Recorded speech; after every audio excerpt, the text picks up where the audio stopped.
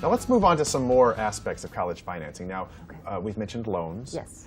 Now, have there been an increase in loans? Well, clearly there's been an increase in loans as opposed to grants, but why that increase? The increase in loans is proportionate with the higher cost of education. Now, grants haven't gone up as steadily as the loan assistance, but due to poor planning and a lack of savings before entering college, people tend to borrow more because they're less prepared. Well, if that is an indication of why we should start saving for college, I'm not quite sure what is. Exactly. Now let's shift gears and talk about work-study program. Okay. What is the work-study program and how can it impact a student? It is a great program. It offers employment for the student, and it's a convenient form of employment. It's a federally funded job program on campus, and jobs can range anywhere from working in the library to the computer center.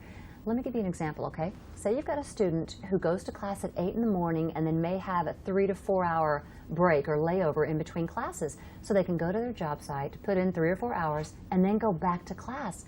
A byproduct of this experience is that they become friends with their supervisor who is associated with the university, and that's a very positive experience for the student. It's a terrific opportunity to be involved. Yes.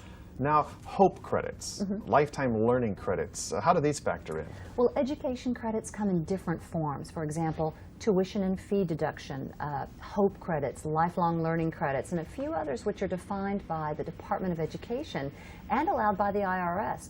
Now, these are relatively new credits that are tax benefits for education.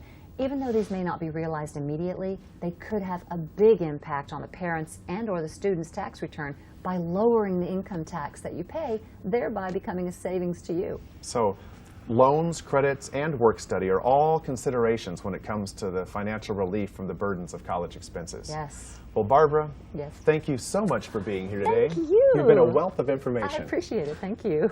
Well, before we move on, let's take a brief moment to summarize some of Barbara's main points.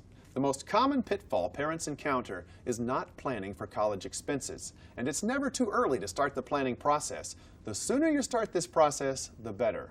And there are generally 3 ways to pay for college: savings, financial aid, and discretionary income.